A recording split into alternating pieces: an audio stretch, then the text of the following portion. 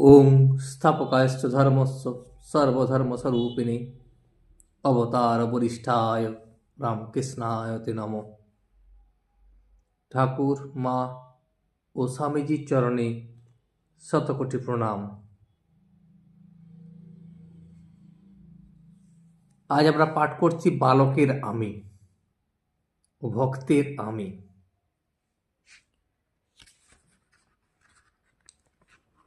আমাদের ইন্দ্রিয়কে কিভাবে বশে রাখতে হয় বা ইন্দ্রিয় সংযম কিভাবে হয়, ঠাকুর এই কথা বলেছেন, সে কথাও আজ পাঠ করব। জ্ঞান বিচারের শেষে সমাধি হলে আমিটা আমি কিছু থাকে না, কিন্তু সমাধি হওয়া বড় কঠিন। আমি কোনো মতেই যেতে চাই না, আর যেতে চাই না বলেই ফিরে ফিরে এই সংসারে আবার আসতে হয়। গরু হাম্বা হাম্বা করে, গরু আমি আমি করে, তাই গরুর এত দুঃখ। তাকে সমস্ত দিন লাঙল দিতে হয়, গ্রীষ্ম নাই বর্ষা নাই, কিংবা তাকে আবার কষায় কাটে, তাতেও নিস্তার নাই। চামারে চামড়া করে, জুতা তৈরি করে, অবশেষে নাড়ি ভুঁড়ি থেকে তাঁত হয়। ধনুরির হাতে পড়ে যখন তুহু তুহু করে, অর্থাৎ তুমি তুমি করে, তখন তার নিস্তার হয়।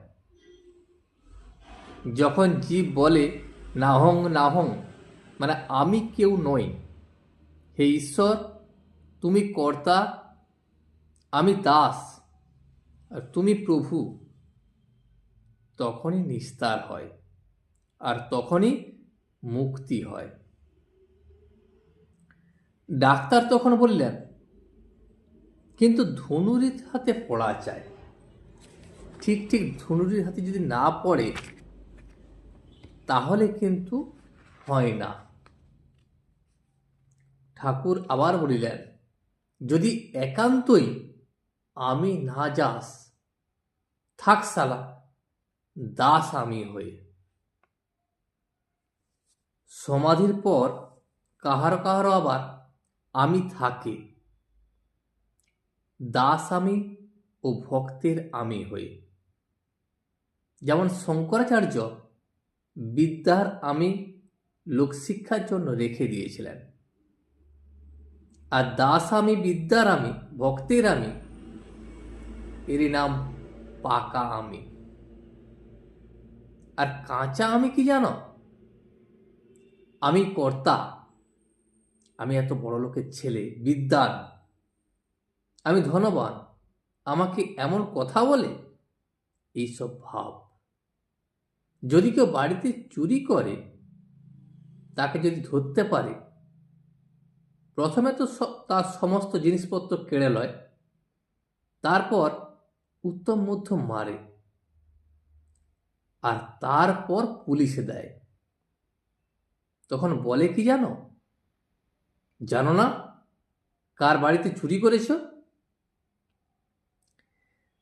যখন ঈশ্বর লাভ হয়, ঈশ্বর লাভ হলে স্বভাবটি হয় 5 বছরের বালকের মতো।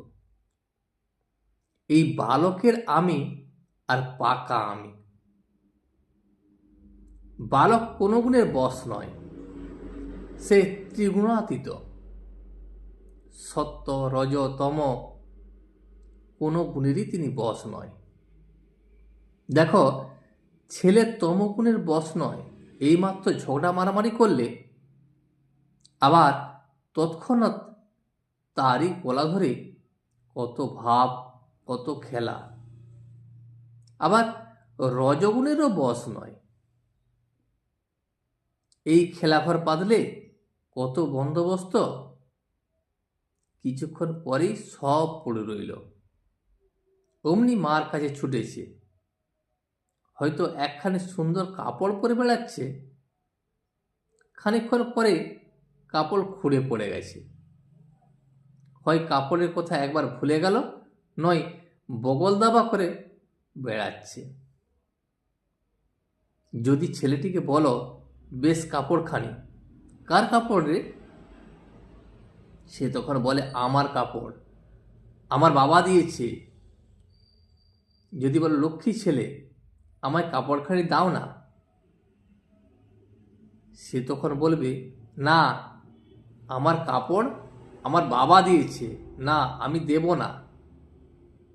তারপর ভুলিয়ে যদি একটি পুতুল কি একটি বাঁশি তার হাতে ধরিয়ে দাও, তাহলে 5 টাকার দামের কাপড়খানা তোমায় দিয়ে চলে যাবে। আর 5 বছরের ছেলের সত্যগুণেরও আঁট নাই। এই পাড়ার খেলুড়িদের সঙ্গে কত ভালোবাসা, তাদেরকে একদণ্ড না দেখলে থাকতে পারে না।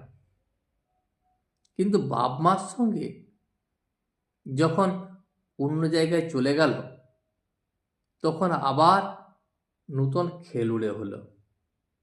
তাদের উপর তখন সব ভালোবাসা পড়ল, আর পুরানো খেলুড়েদের একেবারেই ভুলে গেল। তারপর জাত পাত অভিমান তার কিচ্ছু নাই। মা বলে দিয়েছে, ও তোর দাদা হয়।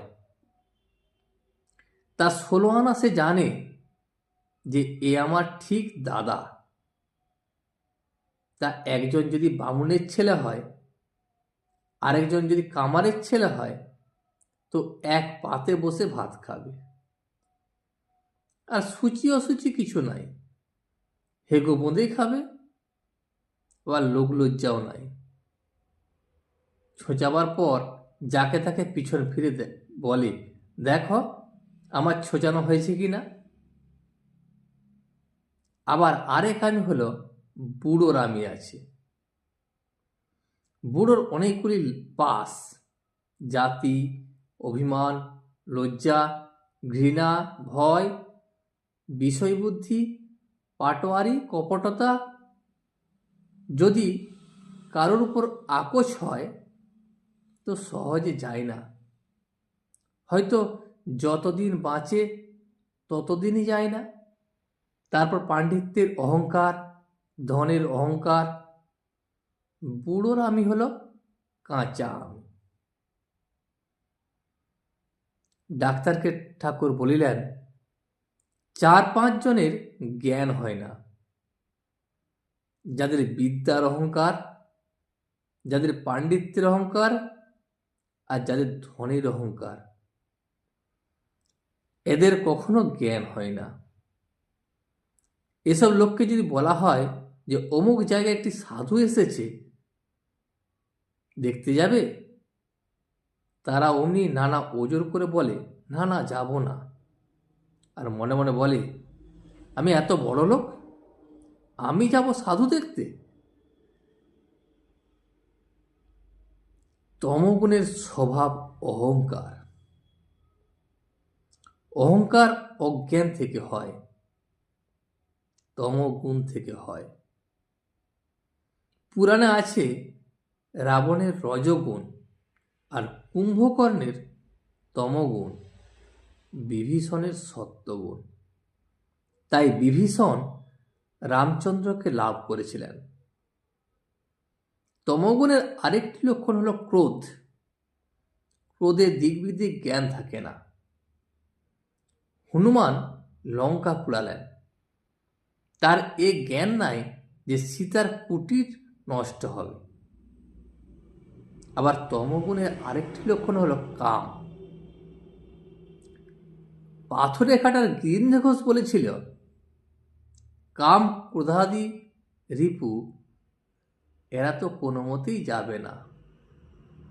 তাহলে কি করতে হবে না, এদের মোড় ফিরিয়ে দাও। এদের কামনাটা ঈশ্বরের প্রতি করো। এদের কামনা যেন ঈশ্বরের কামনা হয়। সচ্চিদানন্দের সহিত রমণ করো। আর ক্রোধ যদি না যায়, তবে ভক্তির তম আনো। কি, আমি দুর্গা নাম করেছি, আমি উদ্ধার হব না? আমার আবার পাপ কি, বন্ধন কি? তারপর ঈশ্বর লাভ করবার লোভ করো, ঈশ্বরের রূপে মুক্ত হও। আমি ঈশ্বরের দাস, আমি ঈশ্বরের ছেলে। যদি অহংকার করতে হয় তো এই অহংকার করো। এই রকমে 6 রিপুর মোড় ফিরিয়ে দিতে হয়। ডাক্তার তখন বলিলেন, তাহলে তো ইন্দ্রিয় সংযম করা বড় শক্ত। যেমন ঘোড়ার চক্ষের দুদিকে ঠুলি দাও, আবার কোনো কোনো ঘোড়ার চক্ষু একেবারে বন্ধ করতে হয়। ঠাকুর তখন বলিলেন, তাঁর যদি কৃপা হয়, তিনি যদি কৃপা করেন, ঈশ্বরের যদি একবার দর্শন লাভ হয়, আত্মার যদি একবার সাক্ষাৎকার হয়, তাহলে আর কোনো ভয় নাই। তখন 6 রিপু আর কিছুই করতে পারবে না।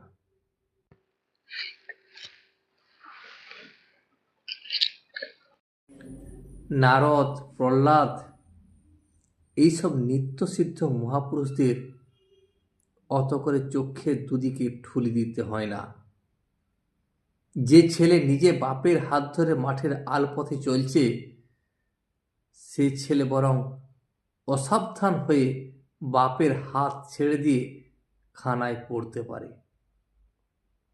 কিন্তু বাপ যে ছেলের হাত ধরে, সে কখনো খানায় পড়ে না। ডাক্তার তখন বললেন, কিন্তু বাপ ছেলের হাত ধরা ভালো নয়। ঠাকুর বললেন, তা নয়, মহাপুরুষদের বালক স্বভাব। ঈশ্বরের কাছে তারা সর্বদাই বালক, তাদের অহংকার থাকে না। তাদের সব শক্তি ঈশ্বরের শক্তি, বাপের শক্তি। নিজের কিছুই নয়, এটি তাদের দৃঢ় বিশ্বাস। আজ এই পর্যন্তই। ভিডিওটি শেষ পর্যন্ত দেখার জন্য আপনাকে অসংখ্য ধন্যবাদ। ভিডিওটি যদি আপনার ভালো লেগে থাকে তাহলে একটা লাইক, কমেন্ট এবং বন্ধুর সাথে শেয়ার করে দেবেন। সাবস্ক্রাইব করে পাশে থাকা বেল আইকনটি বাজিয়ে দেবেন, যাতে আপনাদের নতুন ভিডিওগুলি সর্বপ্রথম আপনার কাছে পৌঁছে যায়। জয় শ্রী রামকৃষ্ণ, জয় শ্রী রামকৃষ্ণ, জয় শ্রী রামকৃষ্ণ।